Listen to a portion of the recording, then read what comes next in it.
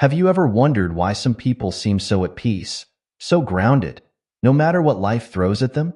It's like they've found a secret well of inner strength that never runs dry. Well, here's a surprise. Their secret isn't about what they've gained, but what they've let go. You see, becoming more spiritual often means shedding things, not collecting them. It's a bit like cleaning out your closet. Sometimes you need to get rid of the old to make room for the new. But here's the catch. This isn't a quick spring cleaning. It's a slow, thoughtful process of letting go, one that highly spiritual people have mastered over time. Now, when we talk about highly spiritual people, what do we really mean? These aren't folks walking around with halos or living in mountaintop retreats. They're regular people like you and me, but with a twist. They've learned to tune into something bigger than themselves, to see the world through a different lens. They're the ones who seem to have this inner glow, a sense of purpose that goes beyond the day-to-day grind. They're not perfect, far from it, but they've found a way to navigate life's ups and downs with a sense of grace and wisdom that sets them apart. Here's the thing about spiritual growth. It's not a sprint. It's more like a leisurely stroll through a beautiful, winding path. It takes time, patience, and a whole lot of self-reflection. These highly spiritual people, they've been on this path for a while, and along the way, they've learned that to move forward, sometimes you need to leave things behind. It's like packing for a long journey. You can't take everything with you, so you need to choose wisely what to keep and what to let go. Today, we're going to peek into their journey and look at 6 things that spiritual people slowly, but surely, remove from their lives. These aren't things they dramatically toss out overnight. No, it's more like they gently set them down along the path, realizing that these things no longer serve them on their spiritual journey. It's a process of gradual release, of slowly opening their hands to let go of what they once thought they needed. So, what are these 6 things that highly spiritual people gradually quit? Let's take a quick look before we dive deeper. First, they let go of the need to always be right. Next, they release the habit of judging others. Third, they ease away from the constant pursuit of material possessions. Fourth, they loosen their grip on past regrets and future anxieties. Fifth, they step back from the need for constant external validation. And finally, they move away from the belief that they're separate from the world around them. Now, I know what you might be thinking, that's a lot to let go of. And you're right, it is. But remember, this isn't about sudden, dramatic changes. It's about small, consistent steps in a new direction. It's about slowly shifting your perspective, bit by bit, day by day. These highly spiritual people didn't wake up one morning and decide to change everything about themselves. They simply started noticing what wasn't working in their lives and began the gentle process of letting those things go. As we explore each of these 6 things, you might find yourself nodding along, recognizing behaviors or thought patterns in your own life. That's good. Awareness is the first step on any journey of change. You might even feel a little uncomfortable at times, and that's okay too. Growth often comes with a bit of discomfort. But don't worry, we're not here to judge or to say you need to change everything about yourself. We're just here to explore, to learn, and maybe to find a few nuggets of wisdom that resonate with you. So, are you ready to take a walk down this spiritual path? To peek into the lives of those who found a deeper sense of peace and purpose? Great. Let's start our journey by looking at the first thing that highly spiritual people slowly but surely let go of, the need to always be right. Picture this. You're in a heated discussion with a friend. Your heart's racing, your voice is getting louder, and you're pulling out every fact you can remember to prove your point. Sound familiar? We've all been there. It's that burning desire to be right, to win the argument at all costs. But here's the thing. Highly spiritual people have learned to let this go, and for good reason. You see, always needing to be right is like carrying a heavy backpack everywhere you go. It weighs you down, creates tension in your relationships, and honestly, it's exhausting. Spiritual people have realized that being right isn't always what's most important. They've learned to value harmony, understanding, and growth over winning every debate. So how do they do it? Well, it starts with a shift in perspective. Instead of seeing every disagreement as a battle to be won, they see it as an opportunity to learn. They become curious about other viewpoints, even if they don't agree with them. It's like they're collecting pieces of a big puzzle, and each person they talk to might have a piece they're missing. Let me give you an example. Meet Sarah, a lawyer who used to pride herself on winning every argument, both in and out of the courtroom. She was known for her sharp tongue and quick comebacks. But over time, she noticed that while she was winning debates, she was losing friends. People started avoiding deep conversations with her, afraid they'd end up in a heated argument. One day, during a meditation retreat, Sarah had a realization.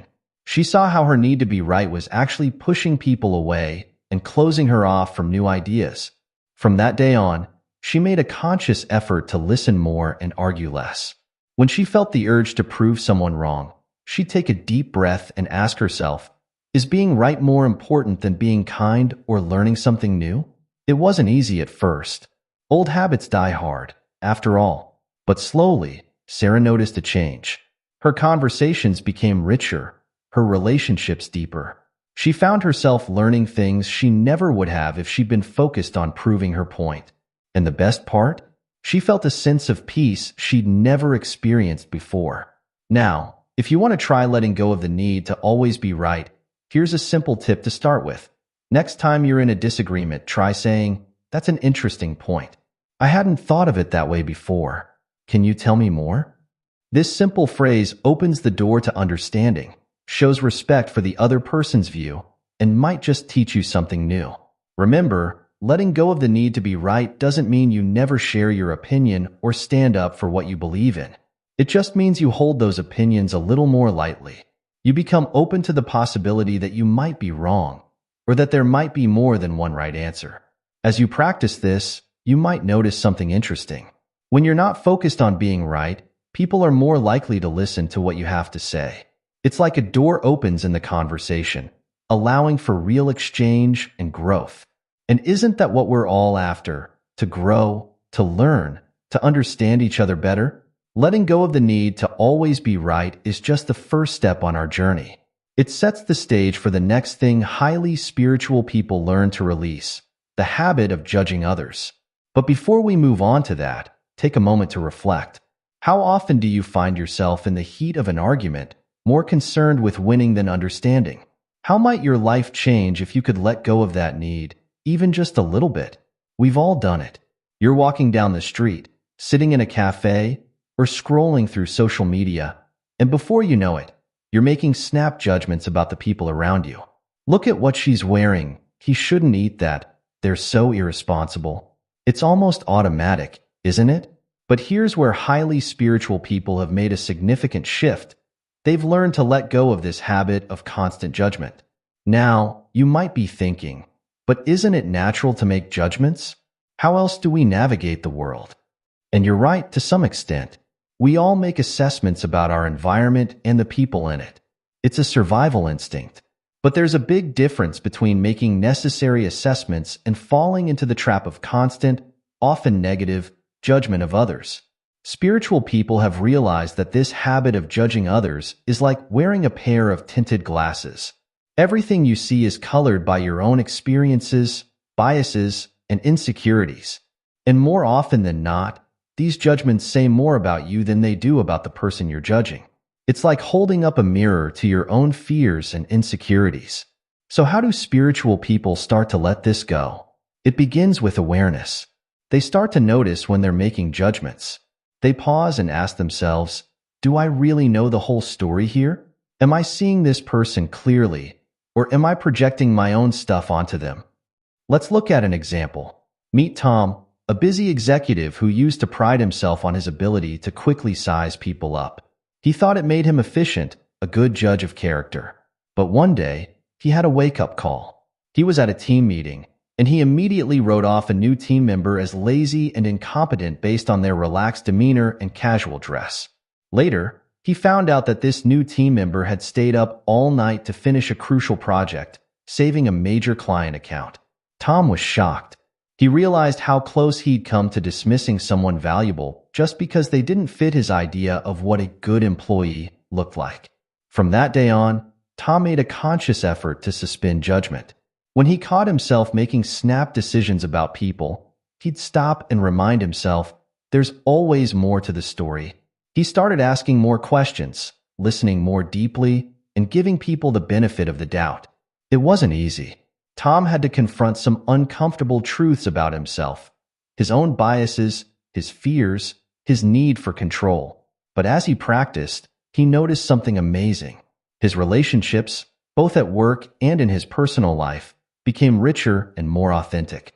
People opened up to him more, and he found himself continually surprised and delighted by the depth and complexity of the people around him.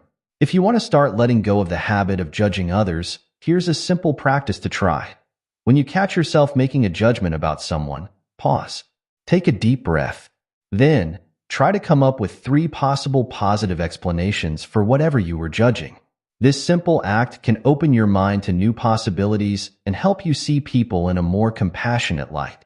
Letting go of judgment doesn't mean you become a pushover or that you never form opinions. It just means you hold those opinions more lightly. You become more open to being proven wrong, to being surprised, to learning new things about people and the world around you. As you practice this, you might notice some interesting side effects. For one, you'll probably find that you're judging yourself less harshly too. There's often a direct link between how we judge others and how we judge ourselves.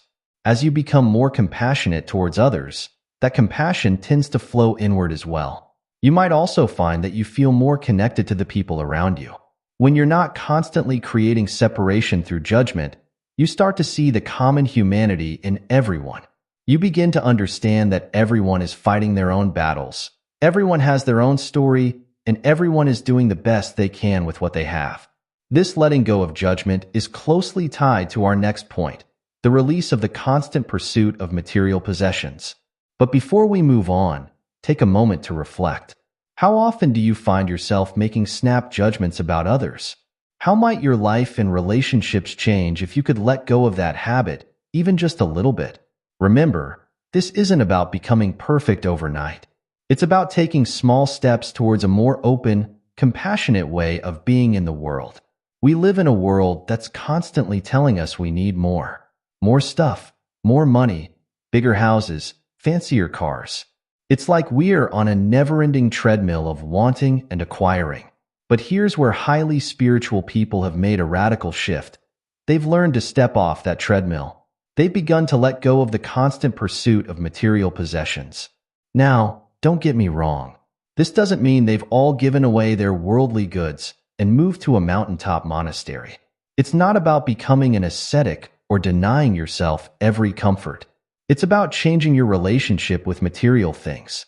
It's about realizing that true happiness and fulfillment don't come from what you own, but from who you are and how you live.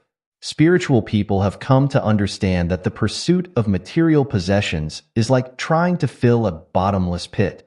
No matter how much you acquire, there's always something more to want. It's an endless cycle that never truly satisfies.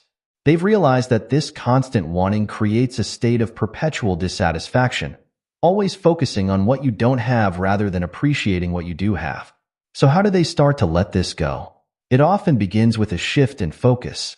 Instead of constantly looking outward for the next thing to acquire, they start looking inward. They begin to explore what truly brings them joy and fulfillment.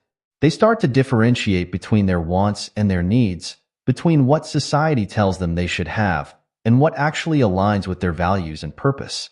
Let's look at an example. Meet Lisa, a successful marketing executive who used to measure her worth by the size of her paycheck and the brand names in her closet. She was always chasing the next promotion, the next big purchase that she thought would finally make her happy. But no matter how much she earned or bought, she always felt like something was missing. Then, during a volunteering trip to a developing country, Lisa had a profound realization. She met people who had very little in terms of material possessions, but seemed to have a joy and contentment that she'd been chasing her whole life. It made her question everything she thought she knew about success and happiness. When she returned home, Lisa started to make changes. She began decluttering her home, keeping only the things that truly brought her joy or served a purpose. She started spending her money on experiences rather than things: travel, learning new skills, spending time with loved ones. She even turned down a high-paying promotion to take a job with a non-profit organization that aligned with her values. It wasn't an easy transition. Lisa had to confront her fears about status and security. She had to deal with the judgments of friends and family who didn't understand her choices. But as she continued on this path, she found a sense of freedom and fulfillment she'd never experienced before. She realized that by letting go of the need for more stuff, she'd made room for more life. If you want to start loosening your grip on material possessions, here's a simple practice to try. For the next week, before you buy anything that's not a necessity, ask yourself, will this truly add value to my life? Will it bring me lasting happiness? If the answer is no, try letting it go. You might be surprised at how liberating it feels to say no to unnecessary purchases. Remember, letting go of the pursuit of material possessions doesn't mean you can't enjoy nice things or strive for financial security. It's about changing your relationship with material goods. It's about realizing that they're tools to enhance your life, not the source of your happiness or worth. As you practice this, you might notice some interesting changes. For one, you might find that you have more resources, time, money, energy to devote to things that truly matter to you. When you're not constantly chasing the next purchase, you have more space in your life for relationships, personal growth, and meaningful experiences. You might also find that you feel a greater sense of gratitude for what you already have. When you're not always focused on what you lack, you start to appreciate the abundance that's already present in your life. This gratitude can be a powerful force, creating a positive cycle of contentment and joy. This shift away from material pursuits is closely tied to our next point, letting go of past regrets and future anxieties. But before we move on, take a moment to reflect. How much of your time and energy is spent pursuing or thinking about material possessions? How might your life change if you could let go of some of that pursuit, even just a little bit? Remember, this isn't about depriving yourself or judging your desires.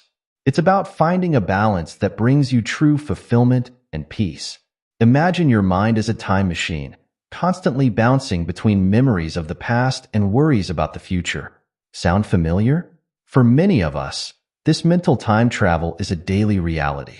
We replay old mistakes, wondering what if, or we fret about what might go wrong tomorrow.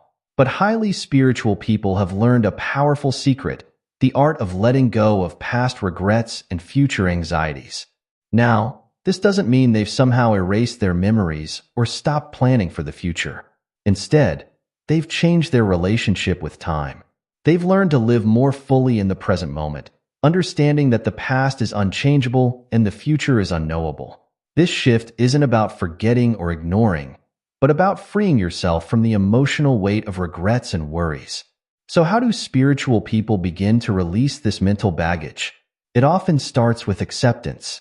They accept that the past, with all its mistakes and missed opportunities, cannot be changed. They accept that the future, with all its possibilities and uncertainties, cannot be controlled. This acceptance doesn't happen overnight. It's a practice, a gradual loosening of the grip these thoughts have on their minds. Let's look at an example. Meet David, a middle-aged teacher who used to be haunted by a career decision he made in his 20s. He turned down a promising job opportunity abroad, choosing instead to stay in his hometown. For years, he tortured himself with what-ifs, convinced that his life would have been better if he'd made a different choice. At the same time, he was constantly anxious about his future, worrying about everything from his retirement savings to potential health issues. David's turning point came during a mindfulness retreat. There, he learned to observe his thoughts without getting caught up in them. He started to notice how much time he spent mentally reliving the past or rehearsing for the future, and how little time he spent fully engaged in the present moment. He realized that all this mental time travel was robbing him of the joy and opportunities right in front of him. From that point on, David made a conscious effort to catch himself when his mind wandered to past regrets or future worries. When he noticed these thoughts, he'd gently bring his attention back to the present moment. The feeling of his breath, the sound of the wind in the trees, the warmth of the sun on his skin. He started keeping a gratitude journal, focusing on the good things in his life right now. It wasn't easy at first.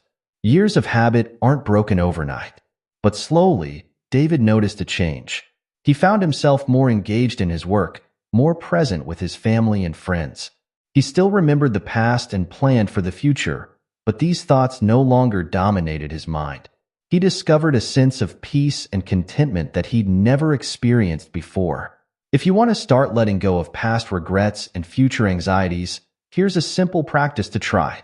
Set aside 5 minutes each day for a mini meditation. Sit comfortably, close your eyes, and focus on your breath. When you notice your mind wandering to the past or future, gently bring your attention back to your breath. Don't judge yourself for these thoughts. Just notice them and let them go. With practice, you'll find it easier to stay present throughout your day. Remember, letting go of past regrets and future anxieties doesn't mean you never reflect on your experiences or plan for what's ahead. It's about finding a balance, about not letting these thoughts control your life or rob you of the present moment. It's about understanding that true peace and happiness can only be found in the here and now. As you practice this, you might notice some profound changes. You might find yourself more relaxed, more able to enjoy life as it unfolds. You might discover a newfound ability to handle challenges as they arise, rather than worrying about them in advance. You might even find that you make better decisions, because you're more tuned into the present reality rather than past regrets or future fears. This ability to live in the present moment is closely tied to our next point, letting go of the need for constant external validation. But before we move on, take a moment to reflect. How much of your mental energy is spent on past regrets or future anxieties? How might your life change if you could let go of some of that mental time travel, even just a little bit? Remember, this isn't about never thinking about the past or future. It's about finding a balance that allows you to live more fully in the present moment. We live in a world of likes, shares, and constant feedback. From social media to performance reviews at work, it often feels like our worth is measured by how others perceive us. But highly spiritual people have discovered a profound truth. True self-worth comes from within, not from the opinions of others. They've learned to gradually let go of the need for constant external validation. Now, this doesn't mean they've become completely indifferent to what others think. We're social creatures, after all, and relationships are important. What it means is that they've stopped basing their self-worth and happiness on the approval of others. They've learned to trust their own inner compass, to value their own thoughts and feelings, even when they don't align with popular opinion. So how do spiritual people begin to release this need for external validation? It often starts with self-awareness. They begin to notice how much of their behavior is driven by the desire for approval or fear of disapproval. They start to question whose standards they're trying to meet, their own or someone else's. This awareness is the first step towards change. Let's look at an example. Meet Emma, a young artist who used to obsess over the number of likes her work received on social media. She'd spend hours crafting the perfect post, then anxiously check her phone every few minutes to see the response. If a piece didn't get as much attention as she hoped, she'd feel crushed, doubting her talent and worth as an artist. Emma's turning point came after a conversation with a mentor. This experienced artist asked Emma a simple question. If you were the only person who ever saw your art, would you still create it? This question hit Emma hard. She realized she'd become so focused on external validation that she'd lost touch with her original love for art. From that day on, Emma made a conscious effort to reconnect with her intrinsic motivation. She started keeping some of her favorite pieces private, creating just for the joy of it. When she did share her work, she practiced detaching from the response. Instead of obsessively checking likes and comments, she'd post and then put her phone away, focusing instead on starting her next piece. It wasn't an easy transition. Emma had to confront her fears of not being good enough and her dependency on others' approval. But as she continued this practice, she noticed a profound shift. Her art became more authentic, more daring. She found herself taking creative risks she never would have before. And ironically, as she became less dependent on external validation, her work began to resonate more deeply with others. If you want to start letting go of the need for external validation, here's a simple practice to try. The next time you accomplish something you're proud of, big or small, take a moment to acknowledge it yourself before sharing it with others. Give yourself a mental pat on the back, or write down what you're proud of in a journal. Practice being your own cheerleader, rather than always looking to others for approval. Remember, letting go of the need for external validation doesn't mean you never care what others think or that you never seek feedback. It's about finding a balance, about valuing your own opinion as much as, or more than, the opinions of others. It's about building a strong internal foundation of self-worth that isn't easily shaken by external judgments. As you practice this, you might notice some interesting changes. You might find yourself making decisions more easily, trusting your own judgment rather than constantly seeking others' opinions. You might feel more authentic in your relationships, able to express your true thoughts and feelings without fear of disapproval. You might even find that you're more compassionate towards others, because you're no longer comparing yourself to them or seeking their validation. This inner sense of self-worth is closely tied to our final point, letting go of the belief in separation from the world around us. But before we move on, take a moment to reflect. How much of your behavior is driven by the need for approval or fear of disapproval? How might your life change if you could let go of some of that need for external validation, even just a little bit? Remember, this isn't about becoming completely indifferent to others. It's about finding a balance that allows you to value your own worth and live more authentically. Have you ever felt completely alone, even in a crowded room? Or looked at the world around you and felt like an outsider, separate from everything and everyone? This sense of separation is something many of us experience, but it's also something that highly spiritual people have learned to let go of. They've come to understand a profound truth, that we are all interconnected, part of a greater whole. Now, this doesn't mean they've lost their sense of individuality or personal boundaries. Instead, they've expanded their sense of self to include more than just their individual ego. They've learned to see the connections between all things, to understand that their actions ripple out and affect the world around them, just as the world constantly influences them. So how do spiritual people begin to release this belief in separation? It often starts with a shift in perception. They begin to notice the ways in which they are connected to others and to the world around them. They start to see how their thoughts, words, and actions affect others, and how they in turn are affected by the world around them. This awareness gradually breaks down the illusion of separation. Let's look at an example. Meet Michael, a busy executive who used to see himself as completely separate from his environment. He viewed nature as something to be conquered or exploited, and saw other people primarily in terms of what they could do for him. He lived in a state of constant competition, always trying to get ahead, often at the expense of others. Michael's perspective began to shift during a challenging time in his life. Burnout and feeling isolated, he decided to take a solo hiking trip. Alone in nature for the first time in years, he had a profound experience. As he sat by a mountain stream, he suddenly felt a deep sense of connection to everything around him. The trees, the water, the earth beneath him. He realized that he wasn't separate from nature, but a part of it.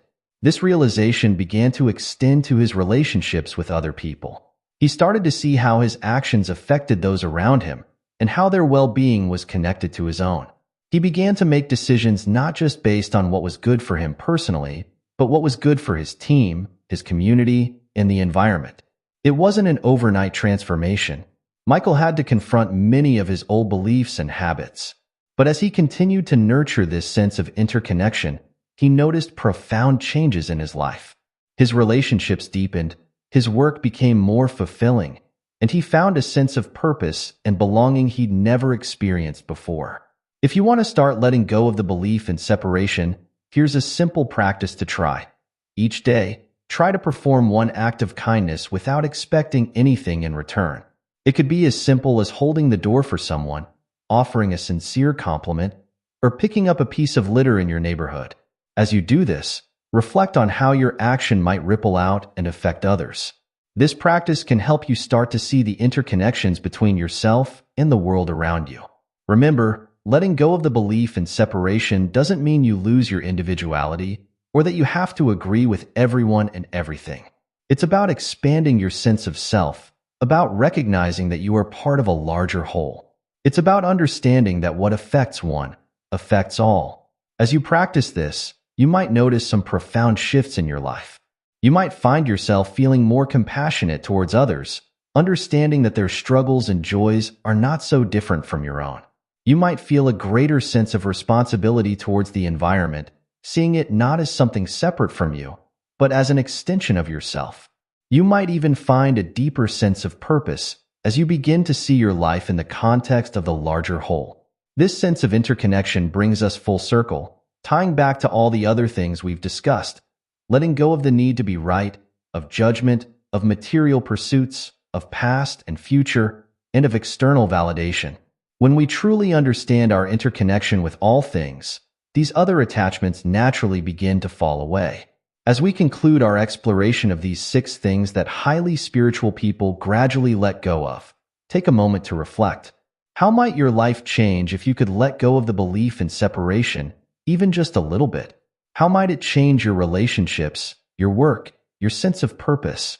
Remember, this journey of letting go is not about achieving perfection or reaching some final destination. It's about gradual, continuous growth, about slowly expanding your awareness and your capacity for love and connection. As we've journeyed through these 6 profound shifts that highly spiritual people make, you might be feeling inspired, overwhelmed, or maybe a bit of both. That's completely normal. Remember, spiritual growth isn't about dramatic overnight changes.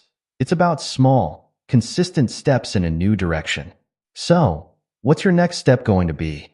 I'd like to invite you to take action, to start putting these ideas into practice in your own life. But don't try to tackle all 6 areas at once. That's a recipe for frustration. Instead, choose one area that resonates with you the most. Maybe it's letting go of the need to always be right, or perhaps it's releasing the constant pursuit of material possessions. Whatever speaks to you, start there. Here's a simple challenge. For the next week, focus on that one area. Pay attention to your thoughts and behaviors related to it. When you catch yourself falling into old patterns, don't judge yourself. Just notice it, take a deep breath, and gently remind yourself of what you're working towards. Keep a journal of your experiences, what you notice, what challenges you face, what small victories you achieve. And here's where you come in. I want to hear from you. In the comments below, share which of these 6 areas you're going to focus on this week. What drew you to that particular aspect? What do you hope to gain by letting it go?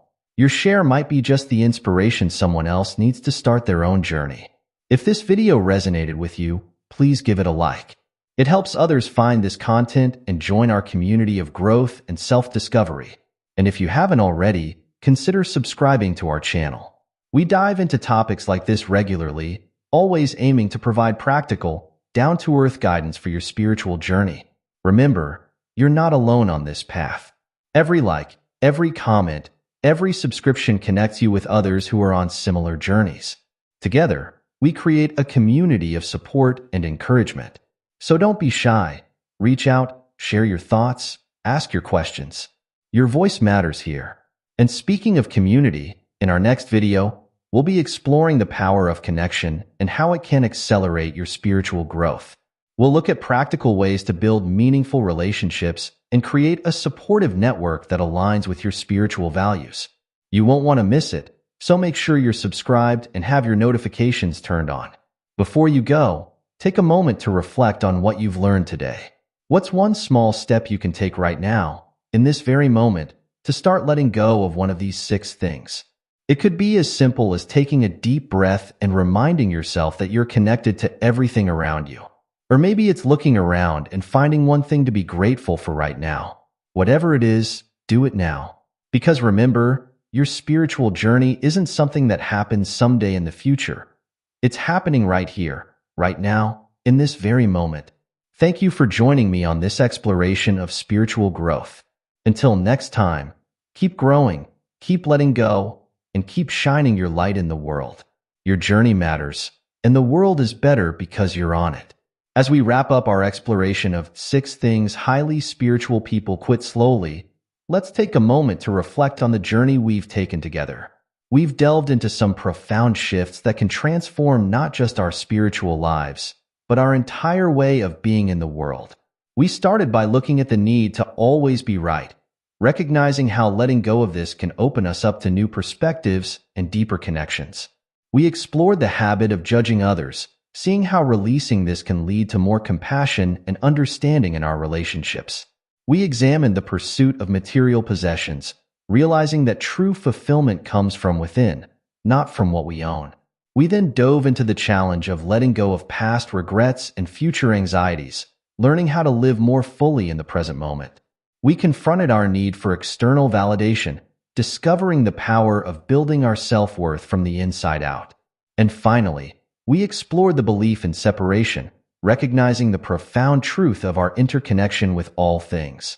These 6 areas of letting go are not separate, isolated changes. They're all interconnected, each one supporting and reinforcing the others. As you release the need to be right, you may find it easier to let go of judgment. As you let go of the pursuit of material possessions, you might find less need for external validation. As you release the belief in separation, you may find it easier to live in the present moment. Remember, this journey of letting go is not about achieving perfection. It's not about never having these thoughts or feelings again. It's about changing our relationship with them. It's about creating space in our lives for more peace, more joy, more connection. And here's a beautiful truth. As we let go of these things, we're not losing anything. We're gaining. We gain deeper relationships, a clearer sense of purpose, a more profound connection with the world around us. We gain the freedom to be our authentic selves, to live in alignment with our deepest values. This journey of spiritual growth is lifelong. It's not about reaching a destination, but about embracing the path itself. There will be challenges along the way, moments of doubt, times when old habits resurface. That's all part of the process. The key is to approach it all with gentleness, with patience, with self-compassion. As you move forward from here, I encourage you to stay curious. Notice the ways these 6 areas show up in your life. Experiment with letting go, even just a little bit. Be open to the changes that might unfold, both within yourself and in your relationships with others. Remember, you're not alone on this journey. Every person you meet is on their own path of growth and discovery. By embracing your own journey, by slowly letting go of these 6 things, you create space for others to do the same. In this way, your personal growth becomes a gift not just to yourself, but to the entire world. So, as we close, I invite you to take a deep breath. Feel your connection to this moment, to the space around you, to the vast web of life of which you're a part. Know that right here, right now, you have everything you need to take the next step on your spiritual journey. Thank you for joining me on this exploration. May your path be filled with discovery, growth, and the joy of letting go. Until next time, keep shining your light in the world. The journey continues, and it's beautiful because you're on it.